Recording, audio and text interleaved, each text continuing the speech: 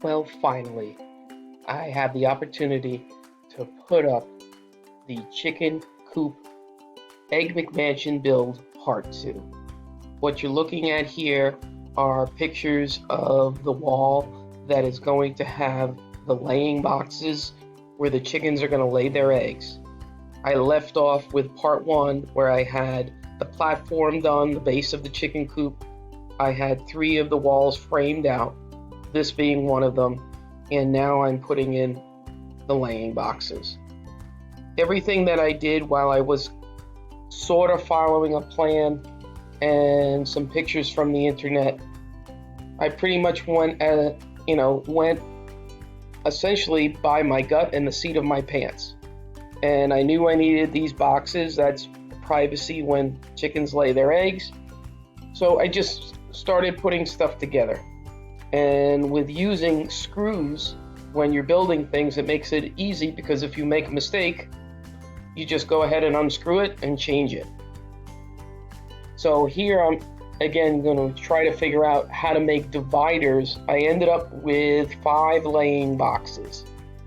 So not only did I have to figure out how many boxes and how I was going to have dividers, but then there was a problem with how I was going to box up the laying boxes and how I was going to be able to get to the laying boxes. And again, you can see I'm trying to show here in this video what I was doing or where I was heading. And here you see the beginning of the first box all the way to the left, and here's a few more. And for the dividers, I used these wooden slats that I was using actually to cover the chicken coop. I didn't use plywood because plywood's pretty heavy, and I lugged all of this wood, all the building materials for my chicken coop from Lowe's or Home Depot myself to the build site here. And it was easier using wooden planks that I had gotten from Home Depot. You can see them here fairly easy with those laying boxes. Now, what I'm doing is trying to figure out how to put a roof on these boxes and how I was going to have the door to be able to access the chicken laying boxes from the outside. The 2 windows on either side of the chicken coop, you can barely see the handle up there. Oh, now you can see it, and there's the inside of where the boxes are, and here's the coop on the inside. The wall with the space for the chicken door, that's where the chickens come in and out. Of course, I had to use hardware cloth, which isn't cloth, it's wire mesh to cover the doors so that when the windows are open, nothing can get in to attack the chickens. So this is a nice shot of the inside of the coop, and the laying boxes, I believe, pretty much finished here. You can tell that there's water stain on the plywood I did put down on the platform, but that was only when I didn't have the roof on and I just had a tarp hanging over the chicken coop. Here I'm showing off one of my favorite new tools. This is a cordless stapler. This one comes from Ryobi. For the gun, the staple gun, and the battery and the battery charger, it was a little over $100. Let me tell you, well worth it.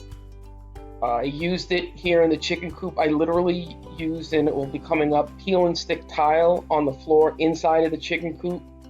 I haven't had a problem with the tiles coming up. Of course, the bedding now is on top of that. But besides the glue from the peel and stick tiles, I used this stapler to staple down the tiles, and it really worked out well. And this stapler I used to staple all of the wire for the run around the coop, as well as what you saw, that hardware cloth or wire mesh to cover the windows inside of the coop. Really came in handy. I would highly recommend, if you don't get anything out of the video, get yourself one of these automatic staplers. I would just get one to have it around the house. That's how much I like it.